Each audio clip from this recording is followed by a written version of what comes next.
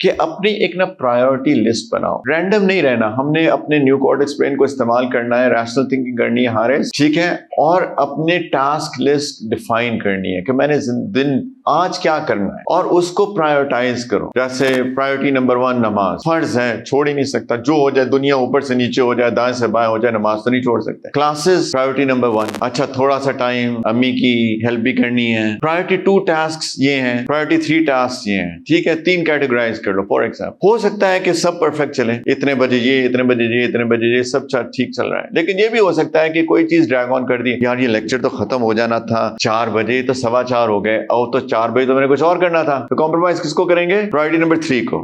یہ جس بندے کے اندر آ جاتا ہے نا, یہ انسان کو ڈسپلن مینٹین کرنے کے لیے زبردست چیز ہے. لیکن اس کے لیے بھی پھر سپورٹ اسٹرکچر چاہیے. انسان اکیلا جو ہوتا ہے نا, حدیث میں آتا ہے کہ جو اکیلا انسان ہو جاتا ہے اس کی مثال ایسی ہے جیسے ایک بکری ریوڑ سے الگ ہو جاتی ہے, وہ بھیڑیا آ کے اس کو کھا جاتا ہے.